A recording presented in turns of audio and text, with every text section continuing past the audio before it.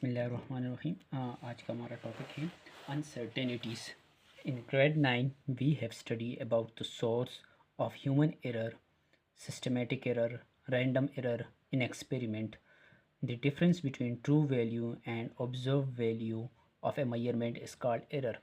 तो अनसर्टेनिटी को समझने से पहले हम ऑलरेडी 9th क्लास में ये पढ़ चुके थे कि एरर क्या होता है।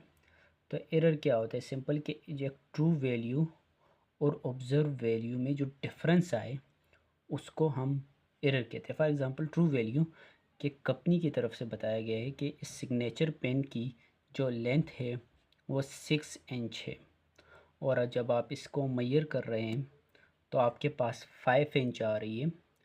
तो जो डिफरेंस आ रहा है, एरर आ रहा है, वो कितना हो गया, 6 माइनस 5, तो 1 इंच। तो एरर हमारे पास कितना हुआ, 1 इंच। इसी को हम कहते हैं error. In measurement the error में अकर ड्यू टू, अब मेजरमेंट्स में हमारे पास एरर हो सकती हैं, उसकी कुछ वजूहत हैं, जैसे कि नेग्लिजेंस और इनएक्सपीरियंस ऑफ ए पर्सन, कि वो ऐसा पर्सन जो कि मेजरमेंट कर रहा हो, एक्सपेरिमेंट कर रहा हो और उसे उस चीज़ के बारे में एक्सपीरियंस ना हो, अनएक्सपीरियंस हो।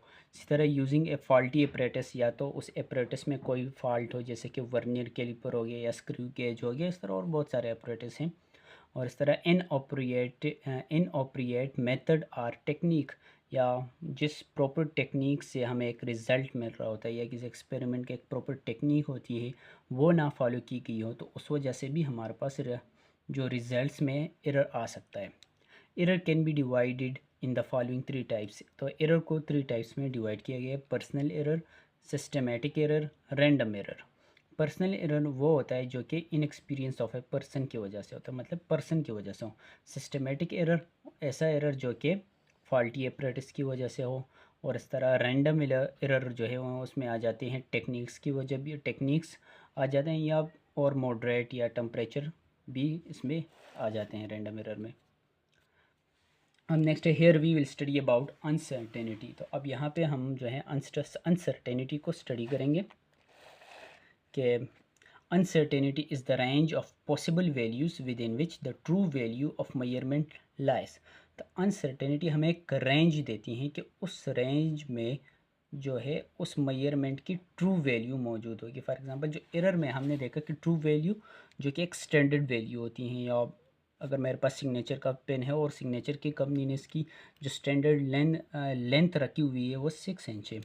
तो जो अनसर्टेनिटी है, अगर हमारे पास हम मेजरमेंट करें और हमारे पास एक्सपेरिमेंट्स में एक एरर आ जाए, तो अनसर्टेनिटी हमें उस एरर की एक रेंज देंगी कि इस रेंज में जो है ट्रू वैल्यू पॉसिबल है कि मौजूद हो। फॉर एग्ज़ाम्पल कि अगर अनसर्टेनिटी मुझे इस पेन के बारे में बताएगी कि इस पेन की वैल्यू जो है वो 4 इंचज़ से लेकर 7 और 8 इंच के दरमियान होगी, तो जाहिर सी बात है अगर 4 नहीं है तो 5 नहीं है तो 6 होगी।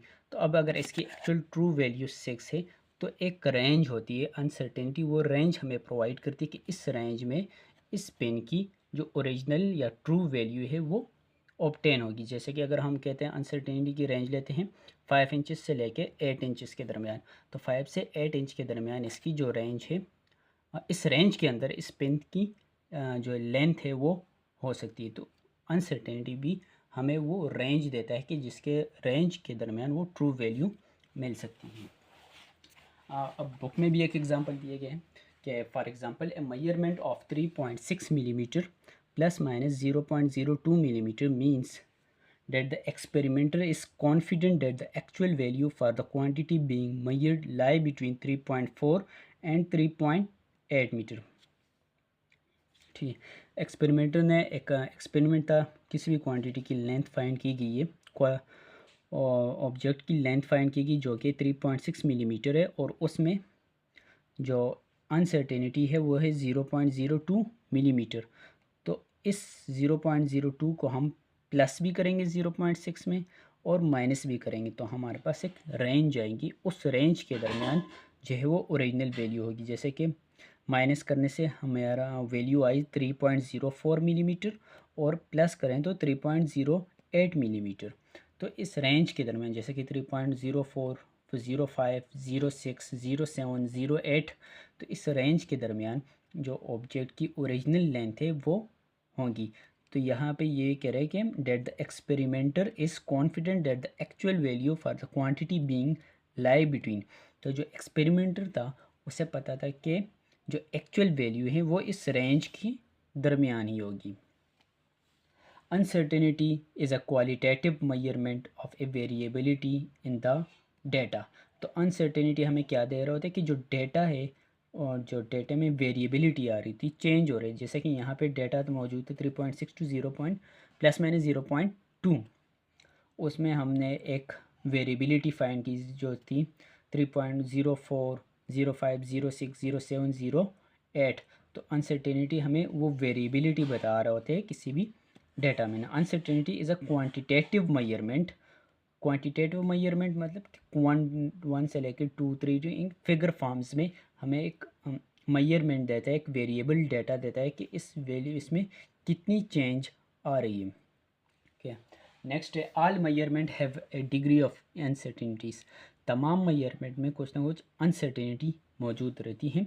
This is cause by two factors, और ये दो वजूहत की वजह से होती है। The limitation of the मयरिंग instrument, कि जो मयरिंग इंस्ट्रूमेंट हम यूज़ कर रहे हैं उसकी वजह से भी हो सकती है, उसकी लिमिटेशंस या उसकी लीस्ट काउंट की वजह से। And the skill of the experimenter, और इसी तरह उस पर्सन के स्किल पे डिपेंड करता है कि वो एक्सपीरियंस है या अनएक्सपीरियंस पर्सन है। तो अनसर्टेनिटी प्रोड्यूस किसकी वजह से हो रही है? एरर की वजह से हो रही है। ज़ाहिर सी बात है, सिस्टम में एरर होगा तो अनसर्टेनिटी भी होगी। ओके, अब नेक्स्ट है एब्सोल्यूट अनसर्टेनिटी। अब अनसर्टेनिटी के हमारे पास तीन टाइप से, एक है एब्सोल्यूट अनसर्टेनिटी, और नेक्स्ट आपकी बुक में ही मौजूद हैं fractional uncertainty and percentage uncertainty. तो सबसे पहले हम देखते हैं एब्सोल्यूट अनसर्टेनिटी क्या होती है। Okay, absolute uncertainty is equal to the least count of measuring instrument, कि जो भी हम मेजरिंग इंस्ट्रूमेंट यूज़ करें, चाहे वो रूलर है या स्क्रू गेज है, वर्नियर कैलिपर है, जो भी उसका लीस्ट काउंट होगा, उस लीस्ट काउंट, तो एब्सोल्यूट अनसर्टेनिटी उस लीस्ट काउंट के इक्वल होगी। अब यहाँ पे अभी एग्जांपल दिए गए, for example the length of glass slab measured with a metre rod is 37.5 centimetre. कि एक ग्लास स्लैब था, मतलब कि ग्लास का एक रेक्टेंगुलर शेप का स्लैब था। जैसे कि हम एग्जांपल के तौर पर ये रहते हैं कि एक ग्लास की स्लैब है जिसकी लेंथ है 37.5 centimetre. The least count of metre rod is 1 millimetre. तो जो मीटर रॉड का लीस्ट काउंट है वो कितना है? 1 मिलीमीटर है। तो इसको सेंटीमीटर में कन्वर्ट किया तो 0.1 centimetre. Then the absolute uncertainty in the measure value will be, तो जो एब्सोल्यूट अनसर्टेनिटी होगी इस मेजर वैल्यू में वो होगी 0.1 सेंटीमीटर, उसी लीस्ट काउंट के इक्वल होगी। तो प्लस माइनस 0.1 सेंटीमीटर। अब प्लस माइनस हम इसलिए लेते हैं कि इस वैल्यू को हम जो मेजर वैल्यू है ऐड भी करेंगे उसमें और माइनस भी करेंगे, तो एक पॉसिबल रेंज है ये। अब 0.1 सेंटीमीटर एब्सोल्यूट अनसर्टेनिटी है, plus minus 0.05 centimetre devolves it each end, और हर एंड पर जो अनसर्टेनिटी होगी वो 0.05 सेंटीमीटर प्रोड्यूस होगी। अच्छा, इसको मैं ऐसे करते हैं कि फॉर एग्ज़ाम्पल यहाँ से हम ऐसे करते हैं कि ये ग्लास स्लैब है, ठीक है, इसको हम मेजर करते हैं रूलर से, कि रूलर का एक साइड पे 20 से 20.5 हम इस साइड पॉइंट पे रखते हैं जहाँ पे 20.5 सेंटीमीटर होगा, और दूसरा एंड आएगा 88 सेंटीमीटर करते हैं। तो जब दोनों एंड पे ये आएगा, अगर फॉर एग्ज़ाम्पल हम ज़ीरो से स्टार्ट करते हैं कि ज़ीरो से लेकर एक दूसरा एंड जो रूलर का वो आ रहा है 37.5 सेंटीमीटर, तब जो उसमें अनसर्टेनिटी होगी वो 0.1 सेंटीमीटर इसकी लीस्ट काउंट पे होगी। अगर हम रूलर को रखते हैं स्टार्टिंग पॉइंट 20.5 सेंटीमीटर से 88 तक, तो तब जो अब 88 से आप 20.5 माइनस करें तो 37.5 ही आएगा, 37.5 आएगा। तो अब जो अनसर्टेनिटी थी वो थी 0 से अगर हम लेते तब, तो अब दोनों एंड पर जो अनसर्टेनिटी आएगी उसको 0.1 सेंटीमीटर को 2 पे डिवाइड करेंगे तो 0.05, तो 0.05 अनसर्टेनिटी इस एंड पर भी और दूसरे एंड पर भी। और अगर यहाँ से आगे हम काउंट करेंगे तब भी दूसरे एंड पर 0.05 सेंटीमीटर आएगी। तो इसका मतलब कि हर एंड पर 0.05 सेंटीमीटर अनसर्टेनिटी आएंगी। अगर हम मयरिंग ज़ीरो से करेंगे, फॉर एग्जांपल अगर यही स्केल है कि इसकी मयरमेंट ज़ीरो से स्टार्ट करेंगे तब जाके इस एंड पर जो अनसर्टेनिटी होगी वो 0.1 सेंटीमीटर होगी। अगर ज़ीरो से नहीं करते हैं, 20 से 88 के दरमियान इसको मयर करते हैं, तो जो 0.1 था इसको 2 पे डिवाइड करेंगे तो दोनों एंड पर जो अनसर्टेनिटी आएगी वो 0.05 सेंटीमीटर आएगी। फॉर एग्जांपल नेक्स्ट एग्जांपल है कि if one end of the slab coincide with the 20.5 centimeter mark and the other end with the 58.0 centimeter mark of meter rule, the length of slab along with uncertainty is given by, वही बात थी कि एक and जो है वो 20.5 है और दूसरा एंड 88.0 सेंटीमीटर पर रखा हुआ है। तो अब जो अनसर्टिनिटी प्रोड्यूस होगी दोनों एंड पर 0.1 नहीं बल्कि इसको 2 पे डिवाइड करेंगे तो इस पर भी 0.05 प्लस माइनस और यहाँ पे भी 0.05 प्लस माइनस। तो ये हुए कि 58 ठीक। तो एक एंड आ गया 58 point plus minus 0.05 centimetre, minus करेंगे इस एंड से दूसरे एंड को तो 20.5 सेंटीमीटर 20.5 और प्लस माइनस 0.05 अनसर्टिन। तो इसकी भी 0.05 अनसर्टिन यहाँ पे और यहाँ पे भी 0.05 अनसर्टिन। तो पहले इन दोनों को माइनस करो तो आ जाएगा 37.5 सेंटीमीटर और अब 0.05 और 0.05। तो पहले हमने इसको एक एंड पे जो अनसर्टिनिटी वो 0.1 थी इसको 2 पे डिवाइड किया तो दोनों एंड पे आ गए। तो अब इसको 2 से मल्टीप्लाई करें एक ही एंड को कि 0.05 को 2 से मल्टीप्लाई करें या दोनों को प्लस कर दें कि 0.05 प्लस 0.05। तो जो अनसर्टिनिटी आएगी वो प्लस माइनस 0.1 सेंटीमीटर आएगी। वही एब्सोल्यूट अनसर्टिनिटी आ रही है जो कि लीस्ट काउंट के इक्वल है।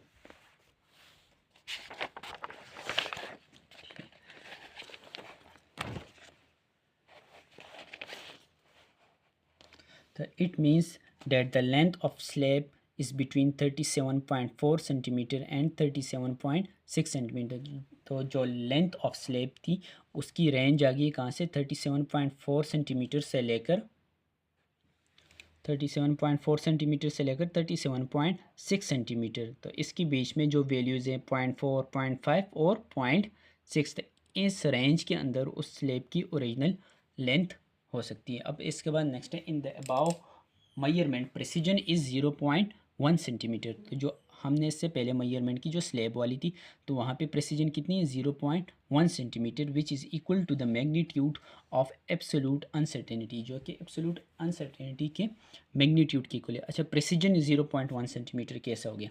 अब प्रेसिजन इससे पहले हमने परसों देख लिया था कि जो हम एक्सपेरिमेंट किया था बुलाई का, तो वहाँ पे जब वैल्यूज़ जो है हिटिंग टारगेट जो हिट थे वो आपस एक दूसरे के करीब आते तो हम कहते हैं कि यहाँ पे जो एम है वो प्रिसाइज है।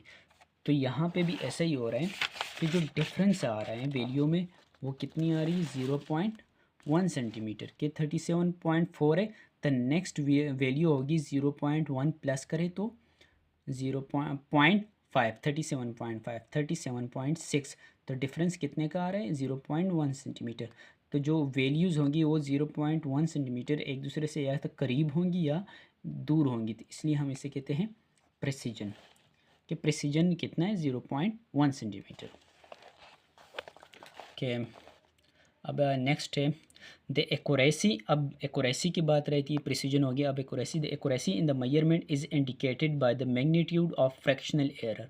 तो एक्यूरेसी जो है वो हम फाइंड करते हैं फ्रैक्शनल एरर के ज़रिए या फ्रैक्शनल अनसर्टेनिटी। तो फ्रैक्शनल अनसर्टेनिटी हमें कहाँ से मिलेगी कि एब्सोल्यूट अनसर्टेनिटी को डिवाइड करेंगे मेजर वैल्यू पे।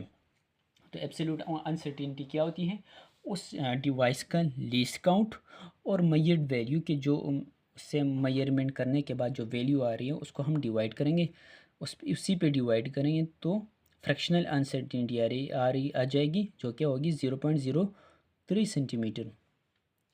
अब उसी एक्सपेरिमेंट को जो ग्लास ऑफ स्लैब है उसी की वैल्यू यहाँ पे पुट की गई है। अब इसके बाद नेक्स्ट है परसेंटेज अनसर्टेनिटी। तो फ्रैक्शनल अनसर्टेनिटी को मल्टीप्लाई कर देंगे 100 के साथ, तो परसेंटेज में आ जाएगी percentage uncertainty. The smaller the magnitude of fractional uncertainty और error the greater will be the accuracy of measurement. कि जितनी वैल्यू स्मॉल होगी, फ्रैक्शनल अनसर्टेनिटी की वैल्यू जितनी स्मॉल होगी उतने ही रिज़ल्ट जो है वो एक्यूरेट होगा, एक्यूरेसी की तरफ जाएगा। वो कैसे? देखिए यहाँ पे जो है फ्रैक्शनल अनसर्टेनिटी की वैल्यू आ रही है 0.003। अगर इसे 100 के साथ मल्टीप्लाई करेंगे तो रिज़ल्ट आएगा हमारे पास 3%। कि एक्यूरेसी हमारे पास कितनी है? 3%। तो नो सॉरी, अनसर्टेनिटी जो है वो 3% है। और नेक्स्ट अगर वैल्यू हो जाए 0.001 कि 003 से कम होकर 001 हो जाए और इसी को 100 से मल्टीप्लाई कर जाए, तब जो परसेंटेज अनसर्टेनिटी आएगी वो 1% होगी। तो जितनी फ्रैक्शनल अनसर्टेनिटी की वैल्यू कम होती जाएगी, मतलब अगर 0.3 इसकी वैल्यू जितनी कम होगी उतना ही हमारा रिज़ल्ट या मेजरमेंट क्या होगा? एक्यूरेट होगा। तो आज के लिए इतना काफ़ी। Thank you so much. बाकी टॉपिक हम नेक्स्ट वीडियो में कवर करेंगे इंशाल्लाह।